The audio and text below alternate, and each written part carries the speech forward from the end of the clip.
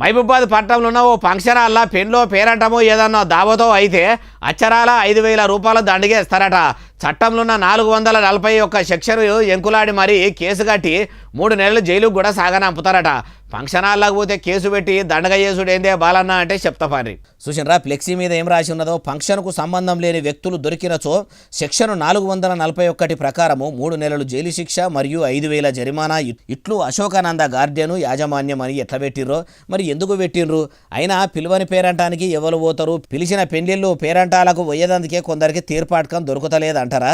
ఇది బిజీగుండి చుట్టాలు పక్కాల పెళ్లిళ్లకు ఓనర్లకు వర్తించే ముచ్చట కాదు. అసలైతే మహబూబాద్ పట్టణంలో ఉన్న ఫంక్షన్ హాల్లో ఏదన్నా పెండ్లో పేరంటమో పెడితే పిలిచిన వాళ్ళ కంటే పిలువనోళ్ళు బయటోళ్లే ఎక్కువ మంది దావత్కు వచ్చి కుత్కెల దాకా తినిపోతుర్రట. పెళ్లికి పోయిన చుట్టాల పక్కాలకే ముక్కలు దొరకక మస్తు సార్ల లగ్గాల లడాయిలు కూడా అయినాయట. ఇట్లా ఫంక్షన్ హాల్ మాట్లాడి లగ్గాలు చేసుకున్నోళ్ళు మళ్ళా పెళ్లి పెట్టుకొని పేరంటం చేసుకున్నోళ్ళు కూడా అందరూ ఫంక్షన్ హాల్కు బయటోళ్ళు రాకుండా చూసుకోవాలని బోర్డులు ఏర్పాటు చేయించిర్రట. పిలువని పేరంటానికి పోనే పోబుద్ధి కాదు. ఒకవేళ ఎవరైనా బలిమీటికి బలిమి చేస్తే నేనున్నా కదా రాయే అని బలిమి చేసి తోలకపోయినా కూడా వాళ్ళ చుట్టాల నడమల గలవాలంటే ఏదో నామోసి లెక్క అనిపిస్తుంది. అసోంటిది ఎవరిదో తెలవనోళ్ళ దావత్కు పోయి పొక్కవాలుగా ఎట్లా తినాలనిపిస్తుంది? అంత కౌసు మీద కాయసు ఉంటే ఓ కిలో కూర ఇంటికి తీసుకుపోయి వండించుకొని ఇంటోళ్ళతోని కమ్మగా తినాలే కానీ అట్లా చేసుడేందో అంటూరు ఈ ముచ్చటిన్నోళ్ళు.